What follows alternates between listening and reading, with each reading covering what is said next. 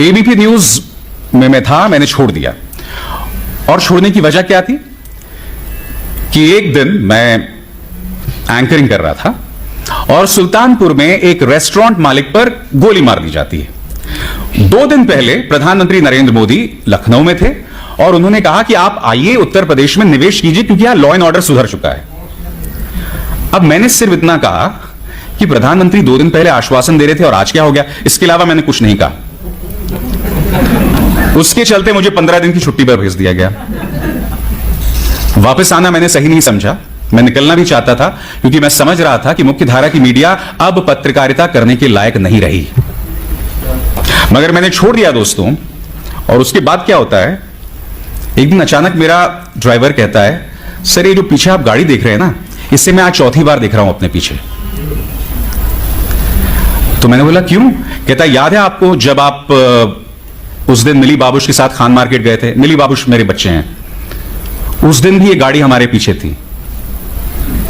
तो उसके बाद क्या हुआ, मैं अकेला था और मैंने थोड़ी स्लो की गाड़ी, उस साइड से जाने लगी और फिर मैं आगे निकल गया क्योंकि उसके शीशे काले थे, मैं नहीं जानता था अंदर कौन था क्या था।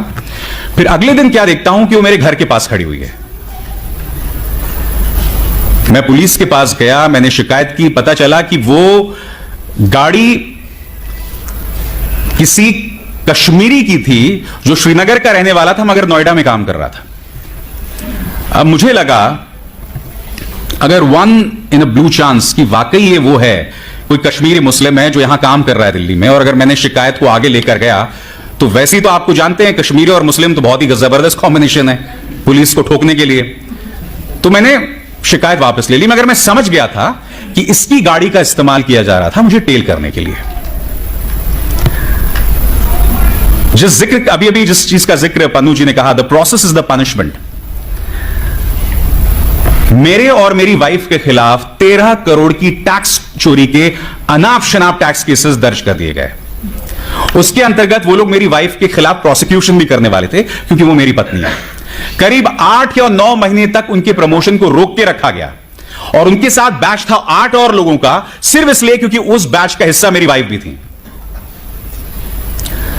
और मुझे याद है जब ये तमाम चीजें होती थी तो आपके अपने ही जो कुछ और पत्रकार मित्र होते थे वो उसको लेके मजे लिया करते थे और कुछ लोग कहते थे अरे कोई बात नहीं यार, अगर तुम सच्चे हो तो डरने की क्या बात है। मैंने बोला डरने की तो कोई बात ही नहीं है।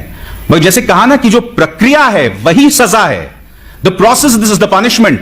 2002 से लेकर 2017 तक जिस नर्क से प्रजापति परिवार गुजरा है वो प्रक्रिया ही पनिशमेंट है, वही प्रक्रिया सजा है। 2017 से पहले यह वो शख्स था जिसके सामने इस राज्य के गृह मंत्री जो है नतमस्तक होते थे। तो आप समझ सकते हैं उस परिवार को किस असुरक्षा से गुजरना पड़ा था। तो ये जो प्रक्रिया है ना, यही पनिशमेंट होता है। और आज लोग आसानी से कह देते हैं चलिए कोर्ट केसेस हो गए, कोई बात नहीं है, आप जीत जाओगे यार अगर आप सच्चे हो। मगर आप समझते नहीं हो वो जितने भी दिन चलता है, आप जिस टॉर्चर से गुजरते हैं आप तो अंदाजा लगा ही सकते हैं उसका। मगर लोग जिस टॉर्चर से गुजरते हैं आप समझ नहीं सकते वो कितनी बड़ी सुरक्षा है। मगर मैं यही कहूंगा आप लोगों से कि समर्थन दीजिए हमारे उन पत्रकारों का जो इन छोटे छोटे इलाकों पर काम कर रहे हैं। मैं जानता हूं कुछ ऐसे लोग हैं जो इस पेशे को बदनाम भी करते हैं।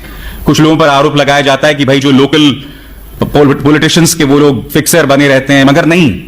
फिर पवन जायसवाल जैसे पत्रकार भी हैं, एक मिसाल हैं छत्रपति जी जैसे भी। उनके हाथ मजबूत कीजिए, उनके हाथ मजबूत कीजिए ताकि किसी का सिला, किसी का परिणाम रामचंद्र छत्रपति जी जैसा ना हो। खैर उनकी तो एक विरासत है, मैं सिर्फ उनकी मौत की बात कर रहा हूं। वो आज जिंदा होते तो मैं नहीं जानता उनके जरिए और वो क्या क्या कर सकते थे। मगर हां, उनकी शहादत ने हम सबको एक मिसाल दी है। और दोस्तों जाते जाते मेरा अपना वो फलसफा है और ये फलसफा मैं अक्सर उन पत्रकारों को देता हूं जो इन मुश्किल हालात में अपना काम करते हैं। इन तेज हवाओं से घबराना नहीं है, तेज हवाओं से ना घबरा ए बाज।